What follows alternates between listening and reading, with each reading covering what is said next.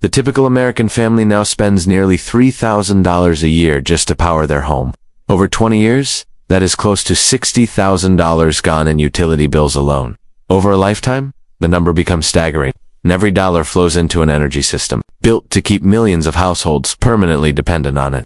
Meanwhile, 300 miles east in Holmes County, Ohio, an Amish family is heating, cooling, and powering their entire home for exactly $0 a month, not because they are suffering, not because they have given up modern comfort, because they know 10 things the energy industry spent 90 years making sure you never learned. I am going to show you all 10, starting with the simplest, ending with the one that was literally sealed in a government archive and stamped not for publication. Number 10 starts now. Hot air is lighter than cold air. It resists. Cold air is heavier. It sinks. If you give it a path, air will move itself through a building with no fan, no motor, no electricity whatsoever. Engineers call it the stack effect.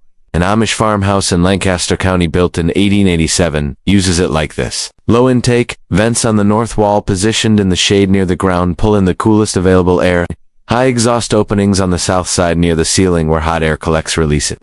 The temperature difference between those 2 points creates a pressure gradient, and the air moves on its own, continuously, day and night. I checked the thermometer in a house built this way in rural Pennsylvania.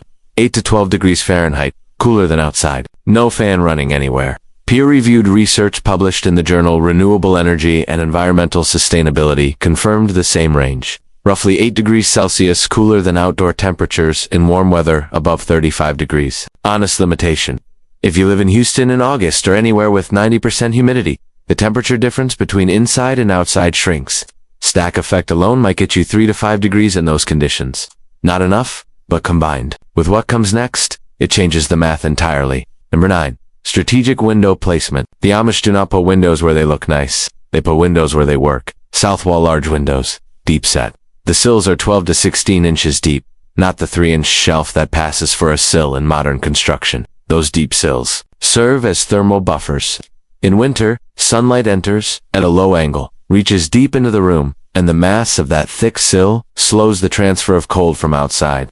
In summer, a simple overhang blocks the high-angle sun entirely. North wall, almost nothing. One small window positioned high near the ceiling for emergency ventilation. That is it. The north face of an Amish home is a fortress against heat loss.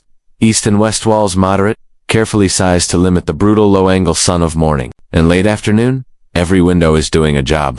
Every sill is storing or deflecting heat. A modern developer puts windows where they sell the house. An Amish builder puts them where they heat and cool it. The Amish turned every window into a furnace in winter and a shade structure in summer. Number 8. Pneumatic tools. Walk into an Amish workshop in Holmes County, and you will hear the hiss of compressed air driving a table saw through a sheet of oak. No extension cord, no wall outlet, no grid connection of any kind. Amish workshops run on pneumatic power. An air compressor, driven by diesel or sometimes a hand pump, feeds pressurized air through hoses to pneumatic motors that drive drills, saws, sanders, and lathes. Every tool an electric workshop has. They have the power source is different. Each Amish community decides what technologies to allow through a set of rules called the Ordna. These are not laws imposed from above. They are decisions reached by consensus, by the entire community updated over generations. Some communities allow battery-powered tools. Some allow battery-powered computers. But grid connection dependency on a utility company for your daily power. That is where nearly every community draws the line. It is not technology they reject, it is dependency. Now the compressor still needs fuel, diesel usually, so this is not zero energy, but it is zero. Grid, never let someone else hold the switch. Those 3 methods handle air and light. The average American family sends $2,400 a year to a utility company just to keep a house warm in winter and cool in summer. The Amish have spent zero for over 200 years, but they did not stop at what moves through the house. They redesigned what the house is made of. Here is where the story turns uncomfortable. In the United States, the International Mechanical Code, Section 403, and the International Residential Code, Section M, 1505, 4 contain a rule that most homeowners have never read. Natural ventilation does not satisfy the requirements for dwelling unit ventilation. All dwelling unit ventilation systems are required to have a mechanical fan. If you design a home that cools itself perfectly through cross-ventilation and stack effect, the way homes were built for thousands of years, you are still required by code to install a mechanical ventilation system. The natural system is not forbidden. It is made irrelevant by the requirement. You must pay for the mechanical system regardless of whether you need it. These requirements were codified as residential building envelopes got tighter, but the timeline is telling. In the same decade, energy prices began their permanent climb. Number 7. Passive solar orientation. The absolute first thing an Amish master builder does before picking up a single tool is stand on the land and watch where the sun travels. The longest wall of the house is positioned within 10 degrees of true south. That is it. That is the first decision. Everything else follows from it. The United States Department of Energy, backed by research from the American Solar Energy Society, has measured the impact of this single choice. Passive solar orientation. Before you add a single feature, before you insulate, before you install anything, reduces heating costs by 30 to 70% depending on your climate. If you orient the building within 30 degrees of due south, you capture roughly 90% of available solar potential. Most American homes face the street. The street was laid for the convenience of the developer. The developer saved 20 minutes of planning. You spend 30 years paying for it. Number 6. Thermal mass walls. Heat can be stored physically inside a solid material. Stone, adobe, brick, rammed earth. These are high thermal mass materials. An 18-inch stone wall, the kind you will find in an Amish farmhouse built before 1950, absorbs heat from sunlight and ambient air all day long. After dark, when the exterior temperature drops, that wall begins radiating stored heat inward, slowly, steadily, for hours. Modern residential construction uses 2x4 framing with fiberglass insulation. It slows the movement of heat, but it stores nothing. The moment the furnace turns off, the temperature begins to fall. There is no reserve. That construction method was not adopted because it was better. It was adopted around 1950 because it was faster and cheaper to build, faster to frame, cheaper in materials. And it guaranteed that you would run your furnace every single night of winter. Number 5. The masonry heater. This is the method that made me rethink everything I thought I knew about heating a home. Amish preserved works on a principle that is the exact opposite of a modern wood stove. A modern wood stove burns low and slow. It burns continuously. You feed it logs throughout the day. Combustion is incomplete. A masonry heater burns hot, fast, complete. You load 2 to 3 logs, light them, and burn at maximum temperature for 1 to 2 hours. The fire reaches 1,800 degrees Fahrenheit. Combustion is nearly total. Almost no creosote. Almost no smoke. Then the fire goes out. The exhaust gases travel through a maze of internal channels and baffles carved into 3,000 to 5,000 pounds of stone and fire brick. That mass absorbs the heat. All of it. By the time the exhaust reaches the chimney, it has cooled to 200 degrees. The stone has captured the rest. And then for the next 18 to 24 hours, that mass radiates gentle, even heat into the room. The surface is warm to the touch, never dangerously hot. Children lean against it.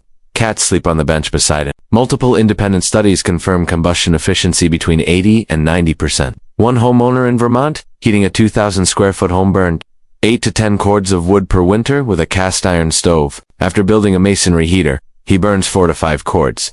Half the wood, twice the heat, in a chimney that stays clean.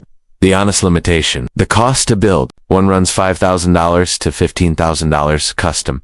But the math works. You recoup the investment in 4 to 10 years. And the heater outlasts the house. Those 6 methods account for why an Amish family in Ohio heats and cools their home for $0. But there are 4 methods left. And these are the ones the energy industry worked hardest to bury. Because these generate actual electricity from things you already own. 1936 was a pivotal year. Almost overnight, the economic incentive to generate your own electricity disappeared. In Great Britain, the Ministry of Agriculture quietly dissolved the Agriculture Committee. From 1922 onward, every single report was stamped not for publication. Only 2 copies were ever printed. The final report concluded. The Romans built a water-powered grain mill that fed 12,000 people. Lester Pelton in the 1870s Sierra Nevada, water struck the edge of the cup instead of the center. The efficiency jumped to 90%. A DIY Pico hydro system works like this. You have a water intake at a higher elevation, and a pipe carries the water downhill. At the bottom it hits a turbine connected to an alternator. 1 kilowatt of hydropower produces the equivalent output of 4 to 6 kilowatts of solar panels. A do-it-yourself 100-watt micro-hydro setup costs $500 to $1,200. The hydro system lasts 25 to 50 years with minimal maintenance. The economics do not work. Number 3. The thermoelectric generator. Thomas Seebeck, 1821, joined 2 different conductive materials. Volto appeared with no moving parts, just a temperature difference. NASA used the principle in Voyager spacecraft. You can replicate it for $15 with a TEC 112706 module. Place the hot side on a wood stove. At a 60 degrees Celsius difference, It generates enough power to charge a phone. A $200 build using 8 modules can power LED lighting, a phone, a radio. Peer-reviewed testing shows a single module produces about 4.2 watts. For watts from heat you are already throwing away as free electricity, stack 8 and you have light and more. Number 2, the floor breadth. Beneath an earthen or stone floor, a network of clay pipes runs below the surface. These pipes connect to a south-facing inlet. Cold outside, air travels through the underground channels. The ground maintains roughly 55 degrees Fahrenheit. As the air moves, it absorbs heat from the earth. No pump, no electricity, just cold air, clay pipe, and the constant warmth of the ground. Combined with other methods. The Earth Battery. In 1841, in 2024, Northwestern University engineers published a device that generates electricity from soil microorganisms. It runs forever. Passive solar orients the house. Strategic windows. Collect and block heat. Cross-ventilation cools. Thermal mass stores. Masonry heater radiates. Floor breath pre-warms. Pico hydro generates from water. Thermoelectric captures waste heat. Earth battery draws from the ground. One system, zero build, zero dependency. The Amish preserved it as a survival strategy. The utility industry generates over $500 billion in revenue every year. Every dollar depends on you believing there is no alternative. The techniques are not patented. They do not require exotic materials or a degree. Which of these 10 methods are you trying first?